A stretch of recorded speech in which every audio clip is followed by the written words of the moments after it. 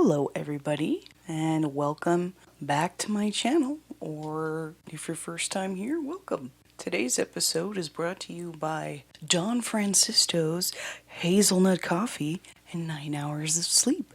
I apologize I missed my upload yesterday. I was exhausted, so I hope y'all forgive me. So we're gonna go right into it. The story that we're talking about takes place in Ahoskie, North Carolina. Now, this is a pretty rural town. It's home to about 5,000 people, so it's pretty dang rural. And it's pretty wholesome and happy, but it's in rural North Carolina. So, good little southern wholesome small town described by all that live there.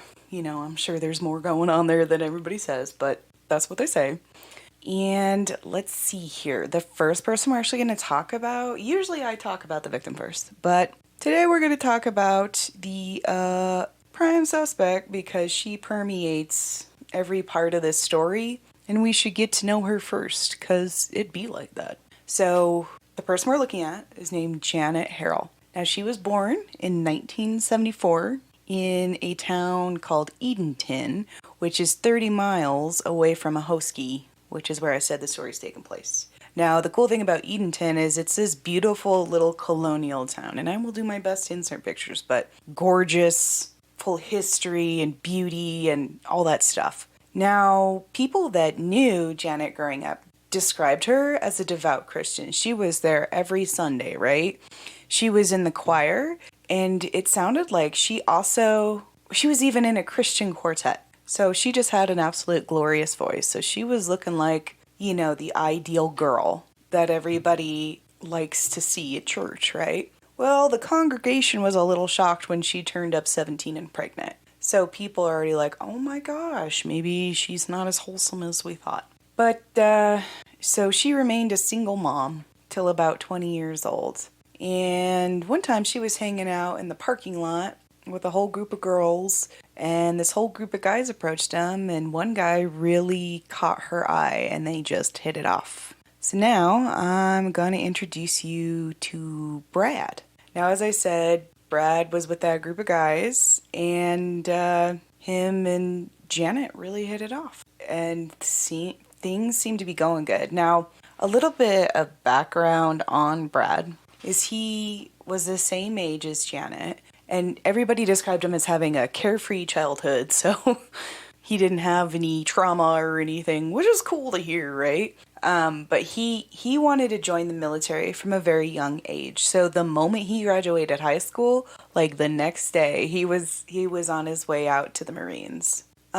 He was from Windsor, North Carolina, which, you know, there's this, if you ever go out like east in the States, southeast especially, there'll be these little towns that just kind of bleed into each other. And it's sounding like, from what I can tell, all these are fairly close. Like, I definitely notice that every time I go out east, they kind of, because, you know, people didn't always have cars. So things are a lot closer than other parts of the States because it's older. So yeah.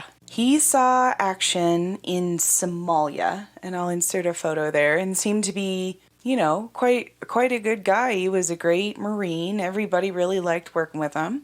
And like I said, he met Janet, and they seemed quite happily together, actually. And like I said, Janet had a child before Brad, and his full name was Brad Smithwick, just so we're clear on that. And the thing to note about here is Connie, who was Brad's mom, didn't like Janet. And in the interviews you see with her, she'll say, I've never felt that way about somebody before, like had that reaction, but with her, I did. So that was definitely interesting, but despite Connie not approving of Brad being with Janet, they eventually were married, and they had a daughter together, and I'm trying to remember the timeline. I think it was like a year later, and then after that, another year goes by, and they have a son together. Now, at this point, after, you know, the kids are born, eventually Brad quits the Marines and starts working at a place called Nucor Still. And everybody who knew Brad said he was a really good family man. Like, he had a really good work-life balance and seemed to be doing his best. Now, Connie brought up, after a couple of years after the kids were born, so now we're deeper into their marriage, right? Brad seemed to be completely shut off. He was really withdrawn. She said, he used to be a lot more outgoing and easier to talk to, but Connie suspected there was some type of something going on with him and Janet. She didn't say exactly what it was, but Brad seemed very somber all the time, which is something to note. So eventually they get divorced. They, they had their run, but the marriage is on the rocks and they get a divorce. Now, at this point, Brad moves back in with his parents. So the judge gives Janet full custody of the kids, and Brad has visitation rights on the weekend. And this tore Brad up pretty good. He loved his kids, right? So he was really upset about it. So he gets back on his feet and eventually meets this woman he's in love with again, and her name is Cindy. And I guess they met on eHarmony, according to Connie, Brad's mom, and they get married and live in this lovely house together and are happy. At the same time, Janet also moves on with her life and reconnects with a boy. Now he's a man, he's a full-grown man, right? That she went to church with back when she was living in Edenton. So they have quite the past. And I guess Janet reached out, and this guy's name is Ray, to Ray's mom and ask, hey, how are you doing? How's Ray doing? And Ray's mother gave Janet his email. So he was actually at this point doing private security in war-torn countries. So, he would escort high established people to make sure that they were safe. So he was kind of those, I don't know how much you guys know about some of the stuff, but there's private for hire security people, and that's what he was doing. So him and Janet are talking at all this time. And then Ray comes back to the States and is able to get a job at the Kitty Hawk Police Department because of his past experiences. So they, Janet and Brad have both moved on at this point. So now we're going to talk about the incident. It was October 4th, 2007, and Cindy, Brad's current wife at this moment, hears the dogs just going absolutely bonkers. And Brad's up at this point because of his job. So she goes to check on everything and can hear the dogs. And then she hears other noises outside. So she goes and looks out front in her driveway.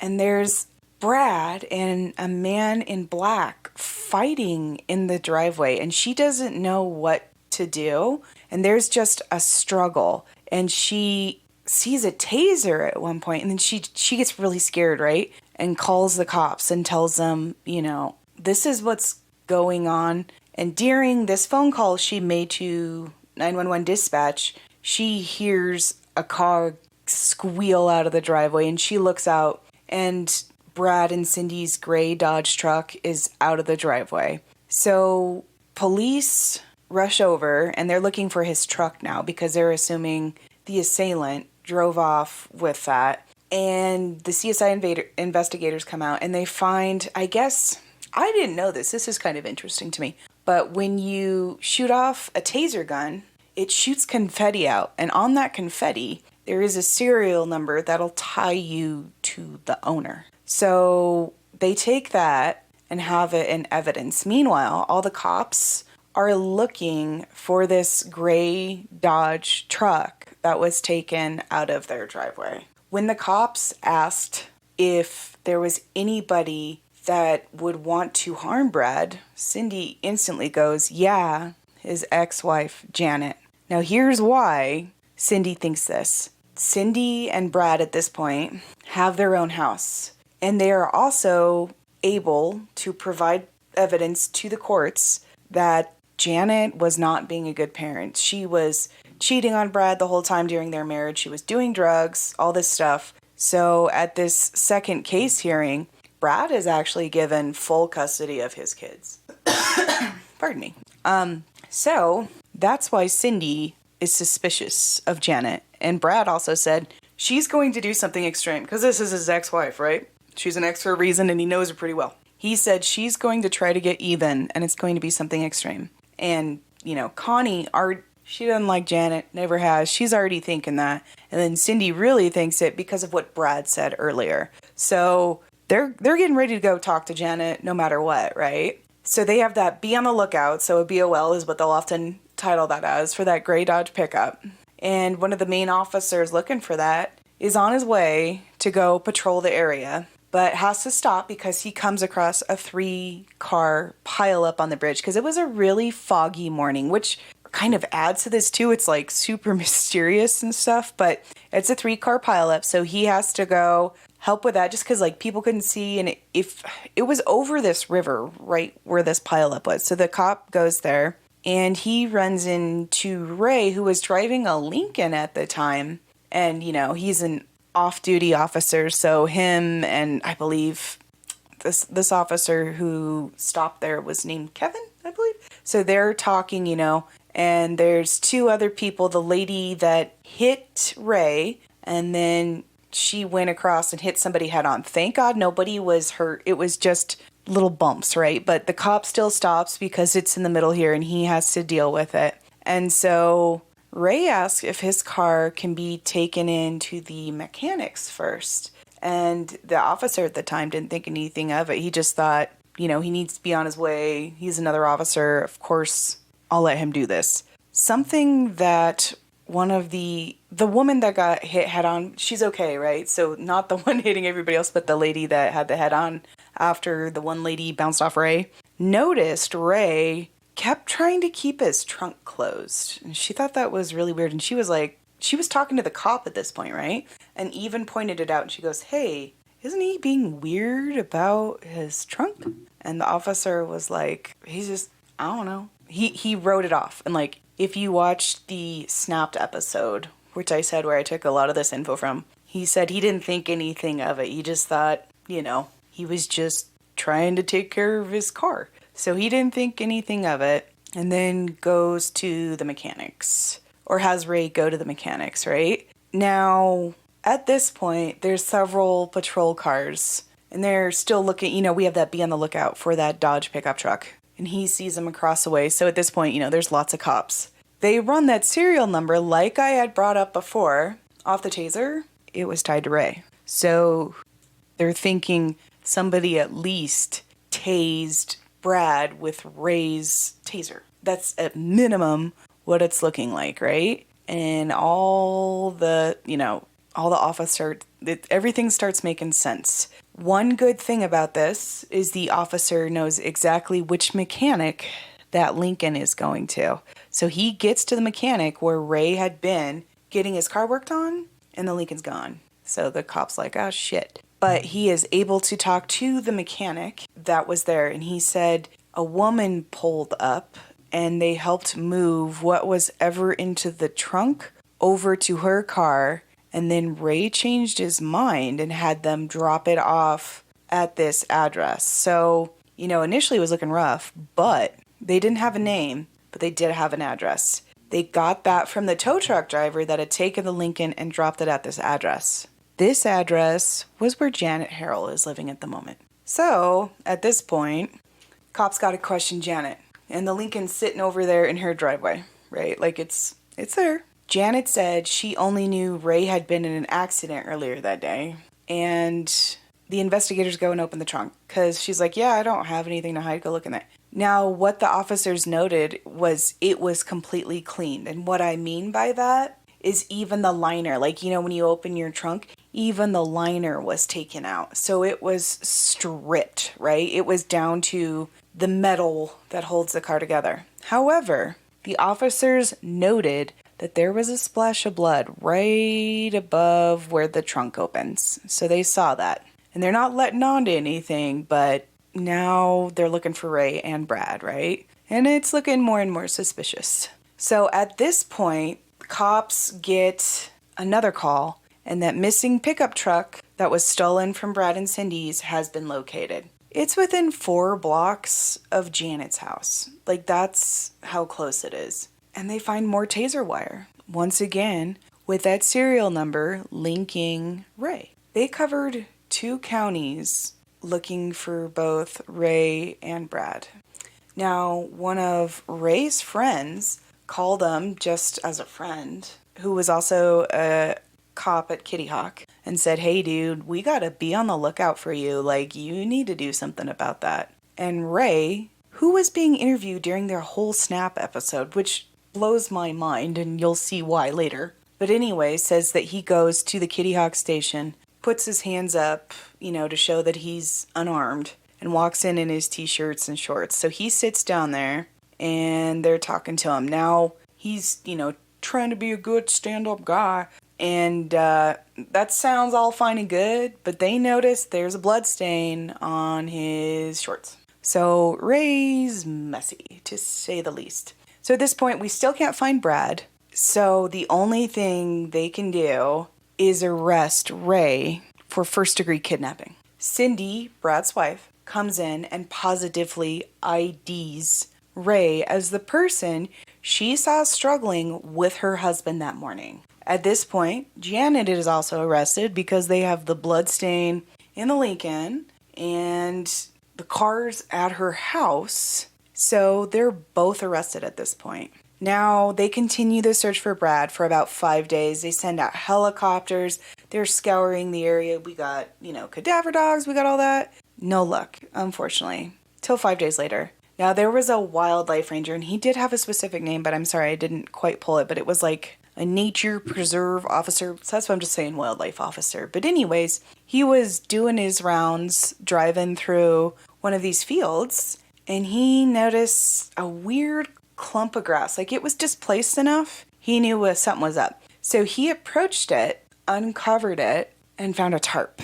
And when he opened that tarp, there was a decomposing body there. Now, it was, it's the South, North Carolina. We got that humidity. I mean, it's the South, right? So it's hot and steamy and things don't stick around exactly. So his decomposition is going pretty strong at this point. But they were able to positively ID him through a couple of tattoos he had on his back. So they did that. Now they did an autopsy report on this body. They were able to positively ID, like I said before, that this was Brad. And he was killed with one shot to the back of the head. Now, if we go back a little bit to when we were talking about that 3-car pileup that Ray was involved in, they saw that there was injuries to the body from that, but per the autopsy report, that was postmortem. So, everybody that was kind of worrying about it, like the lady who observed Ray being weird about his trunk and the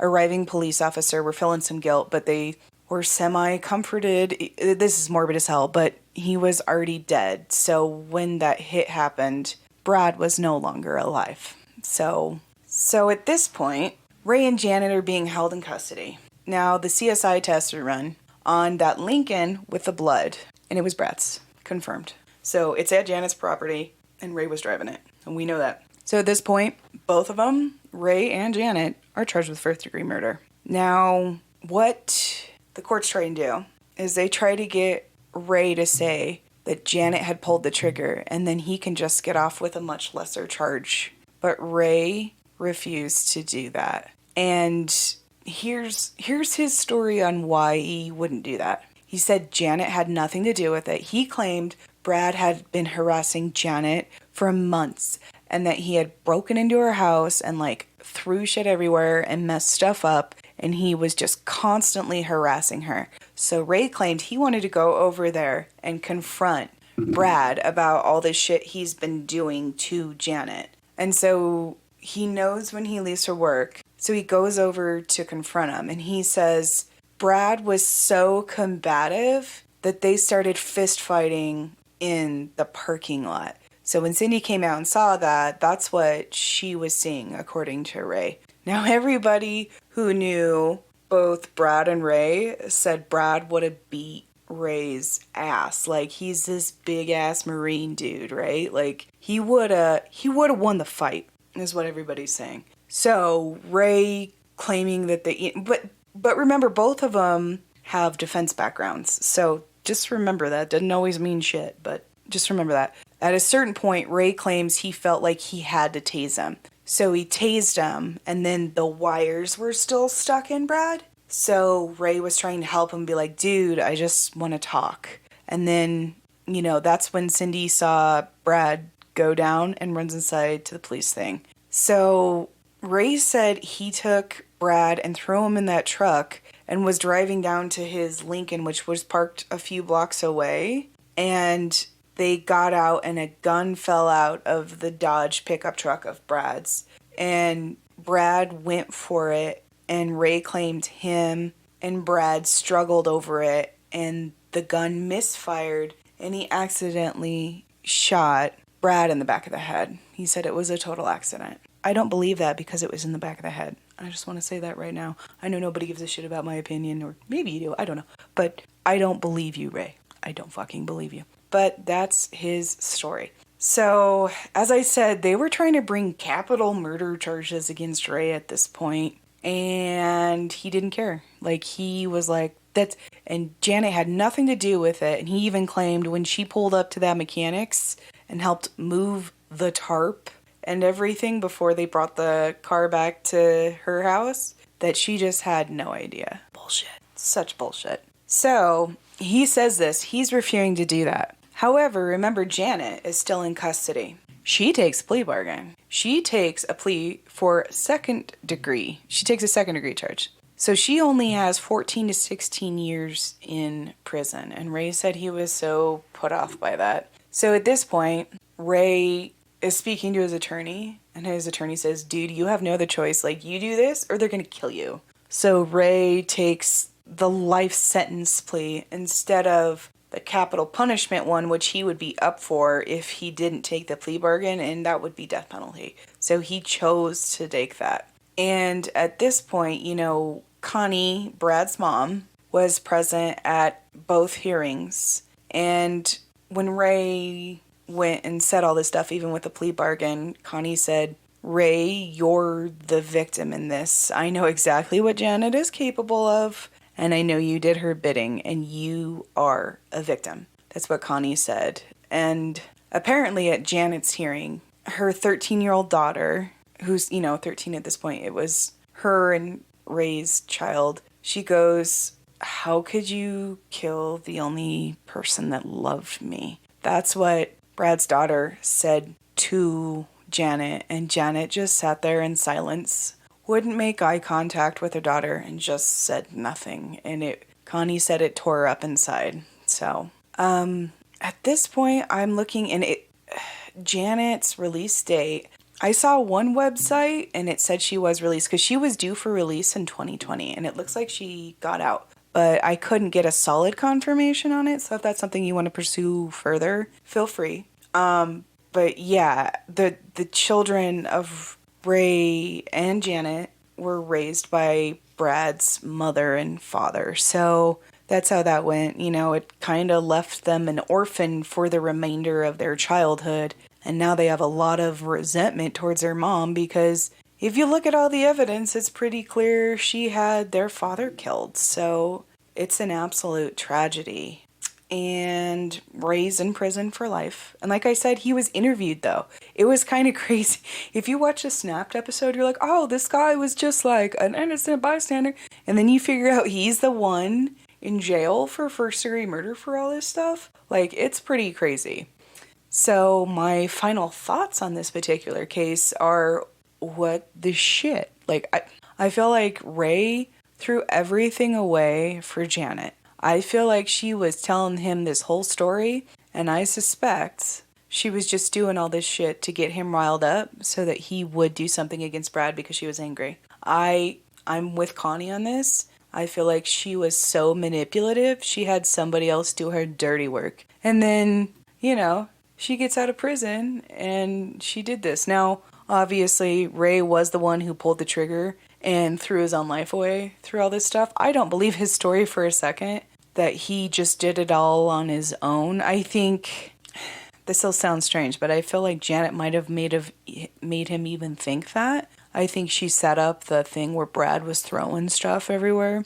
But there is, like I said, the way Brad was shot, this whole story, I'm not fully buying it. So whatever the real part in it, but I think he was deeply manipulated by Janet, just like how Connie said. I think Janet's pulling string. So I'm not sure where everything left off from here, but yeah, that's the story. That's the aftermath I know of. So thank you guys so much for watching my channel. Like I said, this is a sad story for the kids, right? Like, that's what really bothers me, and Brad just being killed because Janet was petty. So it's really sad. But thank you so much for taking your time out of your day and watching my channel, and I hope you have a great rest of your day / weekend, whatever you're doing. Bye!